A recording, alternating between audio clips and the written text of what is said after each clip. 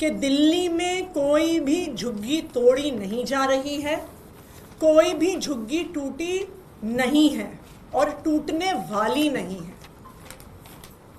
रेखा गुप्ता जी का झूठ मात्र 48 घंटे में सामने आ गया और कल कालका जी के भूमिहीन कैंप में बुलडोजर चलने की कार्रवाई का प्लान डीडीए ने और दिल्ली पुलिस ने बना लिया है। आज पूरी तरह से पुलिस, सीआरपीएफ, पूरी फोर्स ने भूमिहीन कैंप को घेर लिया और जबरदस्ती लोगों को अपने घरों से बाहर निकाल रहे थे। ये कौन लोग हैं?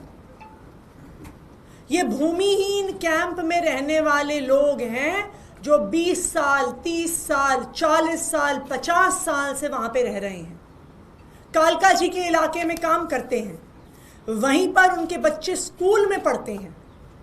अगर उनके घर तोड़ दिए जाएंगे तो कहां जाएंगे ये लोग? विडंबना ये है कि इसी झुग्गी से 500 मीटर की दूरी पर डीडीए के फ्लैट भी हैं। 3024 फ्लैट डीडीए ने बनाए, लेकिन अभी तक मात्र 1862 फ्लैट अलॉट किए गए। बाकी जो बचे हुए मकान हैं वो इन झुग्गी वालों को क्यों नहीं दे रहे? जो भारतीय जनता पार्टी ने वादा किया था कि जहां झुग्गी है वहीं मकान देंगे, आधे से ज्यादा भूमिहीन कैंप के निवासियों को मकान नहीं मिले और अब उनकी झुग्गियां तोड़ी जा रही हैं बिना कोई भी मकान अलॉट किए। कल यहां पे बुलडोजर चलाने का डीडीए का और दिल्ली पुलिस का इरादा है। रेखा गुप्ता जी कहती हैं कि जी कोर्ट का ऑर्डर है, कोर्ट का ऑर्डर है, हम कोर्ट के ऑर्डर का पालन कर रहे हैं सिर्फ। लेकिन मैं ये भी बता दूं, ये कोर्ट का ऑर्डर आया कैसे? जब ये भूमिहीन कैंप के निवासी कोर्ट गए मकान मांगने के लिए, तो भारतीय जनता पार्टी की डीडीए और भारतीय जनता पार्टी की दिल्ली सरकार ने कोर्ट में मकान देने से मना कर दिया, मकान अलॉटमेंट का पुरजोर विरोध किया और कोर्ट में कहा कि इन झुग्गियों को तोड़ दिया जाए। तो रेखा गुप्ता जी, कोर्ट का ऑर्डर भी भारतीय जनता पार्टी की डीडीए, भारतीय जनता पार्टी की दिल्ली सरकार और भारतीय जनता पार्टी की डूसिब लेके आई है। बीजेपी ने इन गरीब झुग्गी वालों के खिलाफ बड़े बड़े वकील दिल्ली हाईकोर्ट में खड़े कर दिए कि हम तुम्हें मकान नहीं देंगे, हम तुम्हारी झुग्गी तोड़ेंगे। तो पहले भाजपा वाले कोर्ट से ऑर्डर लेके आते हैं, फिर उस कोर्ट के ऑर्डर के पीछे छुप के कहते हैं जी कोर्ट का ऑर्डर है। आज दिल्ली वालों ने भारतीय जनता पार्टी का असली चेहरा देख लिया है। वो एक एक करके दिल्ली में से सारी झुग्गियां साफ कर रहे हैं। आज जब भूमिहीन कैंप के लोगों को वहां से जबरदस्ती निकाला जा रहा था, जिन लोगों ने विरोध किया उनको बर्बरता से डंडों से मारा गया। कई भूमिहीन कैंप के निवासियों को डिटेन करके फतेहपुर बेरी पुलिस स्टेशन लेके गए। जब मैं वहां पे पहुंची तो मुझे भी वहां पे पुलिस ने मेरे साथ धक्का मुक्की की, मुझे डिटेन करके झड़ौदा कला कालका जी से तकरीबन 40-45 किलोमीटर दूरी पे लेके गए। वहां पर आज DCP south east Hemant Tiwari और गोविंदपुरी एसएचओ धर्मवीर सिंह ने महिलाओं के साथ हाथापाई करी है, महिलाओं पर डंडे चलाए हैं और हम उनके खिलाफ भी कंप्लेंट करेंगे। मैं भारतीय जनता पार्टी को ये बताना चाहती हूँ, हम तुम्हारे डंडों से डरने वाले नहीं हैं, हम तुम्हारी पुलिस से डरने वाले नहीं हैं, हम गिरफ्तारी से डरने वाले नहीं हैं, हम दिल्ली के गरीबों के लिए लड़ते आए हैं और दिल्ली के गरीबों के हक के लिए लड़ते रहेंगे, चाहे आप आम आदमी पार्टी के सारे नेताओं को जेल में डाल दो। अब मैं चाहूँगी कि शंकर जी जो भूमिहीन कैंप के निवासी हैं वो अपनी बात रखें। हमारा मैटर दिल्ली हाई कोर्ट में गया था। सरकार ने ये बात छुपाई कि 1862 को तो दिया गया, इस बात के लिए वो अपनी पीठ थपथपा रही है, मगर 1029 को रिजेक्ट करा, 100 से ज़्यादा लोगों को सर्वे में इंक्लूड नहीं करा। जो इस सारे मामले को लेकर दिल्ली हाई कोर्ट गए थे, हाई कोर्ट ने स्टे भी दिया, मगर इस समय केंद्र और राज्य सरकार जो है उनके वकीलों ने पूर्ण जोर से हमारा विरोध करा और हम कोर्ट में टाइम मांगते रह गए। LPA के लिए कोर्ट ने हमें टाइम भी नहीं दिया। हम अपने दस्तावेजों को प्रस्तुत करना चाहते थे। हम चाहते थे कि न्यायाधीश हमारे मामले को सुने, हमारे दस्तावेजों को देखें और उसके बाद डिसाइड करें।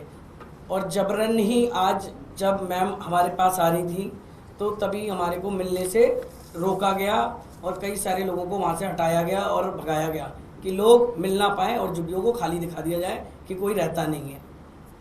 पुलिस ने जेंट्स पुलिसों ने जिस तरीके से महिलाओं के साथ करा, बहुत ही गलत था, मेरे सामने ही था। हम लोग बड़े रिक्वेस्ट भी कर रहे थे, वो लोग नहीं मान रहे थे और इसी तरीके से वो हमेशा करते आए हैं, वो सुनते नहीं हैं। और सरकार के वकील, अगर सरकार को देना होता तो सरकार कोर्ट में हमारा विरोध नहीं करती। ऐसे अभी हाल ही में ही एक जजमेंट आई थी जिसको गरीबों के फेवर में थी, उस जजमेंट को स्टे करा दिया गया DDA के वकीलों द्वारा, सरकार के वकीलों द्वारा उस पर रोक लगवा दी गई, जो अभी भी पेंडिंग है और कोर्ट में उस पर उसके कारण लोगों को घर नहीं मिल पा रहा है। अब भूमिहीन कैंप की निवासी सीता जी अपनी बात रखेंगी। मेरा नाम सीता है। मैं कुछ बोलना चाहती हूँ। आज जैसे आतिशी मैम हमसे मिलने आई तो उन्होंने, जैसे वो हमसे मिलने आई, पुलिस वालों ने तो उन पर लाठीचार्ज करा। लेडीज़ पुलिस कुछ भी नहीं थी, जेंट्स पुलिस थी और SHO था। उसने हमारी एक महिला थी उसको मारा भी, उसके पीठ में लगी, कमर में लगी उसकी चोट। आतिशी मैम जैसे हमसे मिलने आई, इनसे खूब हाथापाई हुई, इनके पर हाथ रखा गया, ऐसे छीना झट्टी हुआ। हमने इनको भी छुड़ाया, बिल्कुल उस तरीके से हमारे बच्चे गिरे, उसके बीच में हमारा सामान सारा खराब हो गया और ये हम पे अत्याचार हो रहा है। ये अत्याचार क्यों हो रहा है हम पे? अगर हमें बोला गया है कि हमें 3024 घर हमें मिल चुका है तो हमें 1200 चाबियाँ कहाँ हैं? आप DDO ऑफिस में वो उनके ऊपर CBI जांच बिठाइए, उनसे पूछो कि हमारे मकान कहाँ गए, हमारी चाबी कहाँ गई, हमारे बच्चे अब जाएंगे कहाँ, हम कैसे रहेंगे? हम किराए के घर पे भी जा रहे हैं। ये देखो मोदी जी का ये है मेरे पास, मोदी जी ने खुद कहा था इस चीज़ को। मोदी जी अपनी बात से क्यों मुकर रहे हैं? रेखा किरण जी क्यों मना कर रही है? ना हमारा घर नाली पे है ना पटरी पे है। हम तो BP सिंह के बसाए हुए लोग हैं, हमारे माँ बाप यहाँ रह रह के मर गए, अब हम लोग हैं, अब हमारे बच्चे कैसे रहेंगे? मेरी 13 साल की लड़की है, 3-4 साल बाद वो भी वोट डालेगी। किसे डालेगी वो वोट? BJP को तो बिल्कुल नहीं डाल सकती वो, क्योंकि वो देख रही है, वो खुद इतनी बड़ी लड़की है, वो 8वीं क्लास में लड़की है मेरी, वो खुद देख रही है कि मेरे माँ बाप के संग BJP क्या कर रहे हैं। हमें घर से बेघर कर दिया, मेरी 2 बेटियाँ हैं। मोदी जी कहते हैं ना लड़की बचाओ लड़की पढ़ाओ, मेरे पास तो पैसे ही नहीं है, मैं लड़की पढ़ाऊंगी क्या, बचाऊंगी क्या? मोदी जी ने हमारे सर से छत छीन ली। हमें छत चाहिए बस, हमें उनसे कुछ नहीं चाहिए। हम मेहनत पे कमा के खा सकते हैं पर हमें छत चाहिए। और जो हम पे अत्याचार हो रहा है ये ना होना चाहिए हमारे पे अत्याचार। और हमारा कल घर कह रहे हैं कि टूट जाएगा, हमें मौका दो और हमें टाइम दो थोड़ा सा। हमारी बात देखो, हमारे कागज़ देखो, हमारे कागज़ पूरे हैं, सिर्फ एक राशन कार्ड नहीं है। आप अगर वोट राशन कार्ड से लेते हो ना तो हम राशन कार्ड भी बनाएंगे, आप बोलो। और आपने तो राशन कार्ड कब का बंद कर चुके हैं, तो हम कैसे राशन कार्ड बनाएं? जब आप राशन कार्ड बनवाएंगे, सरकार हमें बनाने का वो करेगी तभी तो हम बनाएंगे। जब सरकार ने अलाउड ही नहीं करा तो हम कैसे राशन कार्ड बनवाएं? जितने आइडिया हमारे पास सब है, हम इस पे वोट डालते हैं।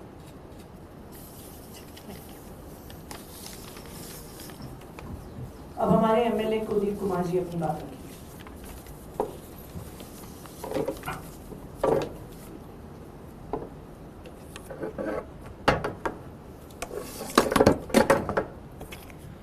तो भाजपा का नारा था चुनाव से पहले, जहां झुग्गी वहां मकान, और अब भाजपा अपने नारे को आगे बढ़ाते हुए जहां झुग्गी वहां मैदान करके दिल्ली के गरीब जनता को, दिल्ली के गरीब झुग्गी वालों को बेघर करने का काम कर रही है। चुनाव में वोट लेते समय इन लोगों ने झुग्गी वालों को विश्वास दिलाया कि हम आपको मकान देने का काम करेंगे, बड़ी बड़ी वाहवाही लूटी। लेकिन आज आप देख रहे हैं कि हम लगातार जिस बात को कह रहे हैं, वो बात लगातार सच साबित हो रही है कि दिल्ली में अलग अलग इलाकों में प्रतिदिन झुग्गियां तोड़ने का काम कर रहे हैं। उधर मुख्यमंत्री कहते हैं हम झुग्गियां नहीं तोड़ रहे, और दूसरी तरफ पुलिस झुग्गी तोड़ने का काम करते हैं। और आज जो आपने देखा कि कैसे भूमिहीन कैंप के अंदर पूरी पुलिस बल लगाकर किस तरह झुग्गियों को तोड़ने का काम कराया जा रहा था, और वहां हमारी नेता प्रतिपक्ष आतिशी जी जब पहुंची तो मुझे आज बड़ा दुख हो रहा है इस बात को लेकर के दिल्ली के अंदर जो दिल्ली पुलिस है, वो दिल्ली पुलिस का काम है कि वो दिल्ली की जनता की सुरक्षा करे, दिल्ली में दिल्ली के लोगों की सुरक्षा करे, ना कि केवल भारतीय जनता पार्टी की चापलूसी करने का काम करे।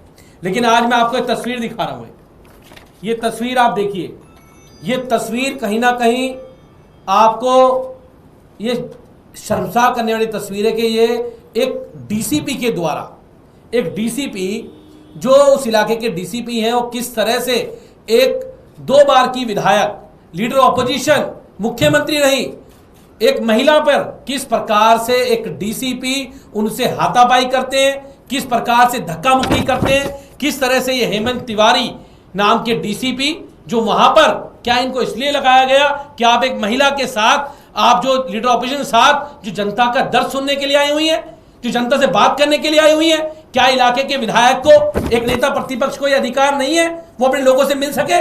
इस लोकतंत्र के अंदर आप लोगों के घर उजाड़ोगे, आप लोगों के मकान उजाड़ोगे, और दूसरी तरफ ऐसे डीसीपी, ऐसे अफसर, मुझे लगता है कहीं ना कहीं ये अफसरशाही को भी शर्मसार करने का काम कर रहे हैं।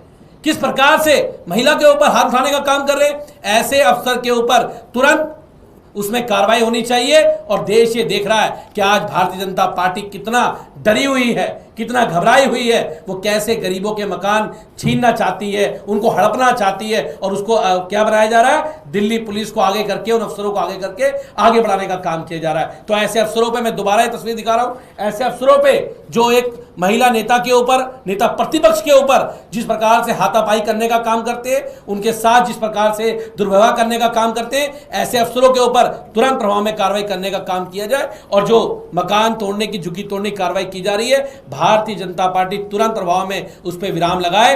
आम आदमी पार्टी हर जगह इसको संघर्ष करने का काम करेगी, दिल्ली के झुग्गी वालों के साथ खड़ा होने का काम करेगी।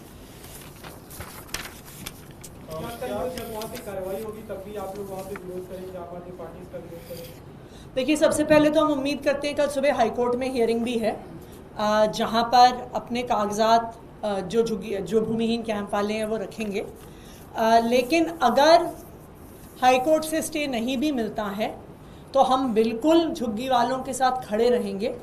और मैं दिल्ली सरकार को ये कहना चाहती हूँ कि कल जब हाईकोर्ट में केस जाएगा, आपकी असलियत इस बात से पता चलेगी कि डीडीए का वकील क्या कहता है, वो झुग्गी वालों के साथ खड़ा होता है या उनका विरोध करता है। दिल्ली सरकार का वकील क्या कहता है, वो झुग्गी वालों के साथ खड़ा होता है, उनका विरोध करता है। और डूसिब का वकील क्या कहता है, हम इसको देखेंगे और पूरी दिल्ली वालों को बताएंगे। क्योंकि जब तक आम आदमी पार्टी दिल्ली सरकार में थी, चाहे सड़क पर हो चाहे कोर्ट में हो, हमेशा झुग्गी तोड़ने का विरोध आम आदमी पार्टी और उसकी सरकार ने किया। अभी दिल्ली सरकार की कैबिनेट मीटिंग की, उन्होंने आशीष सूद ने प्रेस कॉन्फ्रेंस के जरिए जानकारी दी है कि जो दिल्ली शिक्षा बिल है उसे ऑर्डिनेंस के रूप में पास कर दिया है कैबिनेट की, उसका एलजी और प्रेसिडेंट को भेजा जाएगा, लागू होगा। उन्होंने कहा कि पहली बार ये हुआ है कि अभिभावकों के बच्चों के हित में किसी सरकार ने काम किया। ऑर्डिनेंस का मतलब होता है चोर दरवाजे से कानून लेकर आना। जब कैबिनेट में पहली बार ये बिल आया, ये दिल्ली के इतिहास में पहली बार हुआ होगा कि इतनी बड़ी पॉलिसी, इतना बड़ा कानून बिना किसी रायशुमारी, बिना किसी पब्लिक कंसल्टेशन के हुआ। क्यों? क्योंकि भारतीय जनता पार्टी माता पिता के हक में नहीं बिल बना रही। भारतीय जनता पार्टी प्राइवेट स्कूलों को बचाने के लिए कानून लेकर आ रही है। दिल्ली के प्राइवेट स्कूलों में पढ़ने वाले बच्चों के माता पिता इंतजार कर रहे थे कि जब ये बिल विधानसभा में पेश होगा तो तब तो पता चलेगा इस बिल में क्या है, तब वो अपनी राय रख सकते हैं, चाहे विपक्ष के विधायकों के माध्यम से। लेकिन भारतीय जनता पार्टी चोर दरवाजे से ऑर्डिनेंस के रूप में बिल लेके आ रही है। क्यों? क्योंकि अगर बिल विधानसभा के पटल पर आ गया तो सबको पता चल जाएगा कि ये बिल माता पिता को बचाने के लिए नहीं है, बढ़ी हुई फीस से बचाने के लिए नहीं है। ये प्राइवेट स्कूलों को भारतीय जनता पार्टी के भरत अरोड़ा, जो प्राइवेट स्कूल की एक्शन कमेटी की अध्यक्षता करते हैं, उन जैसे प्राइवेट स्कूलों को बचाने के लिए ये चोर दरवाजे से बिल लेके आ रहे हैं। कई जगह पे बुलडोजर इससे अलग हटके एक सवाल है अखिलेश यादव,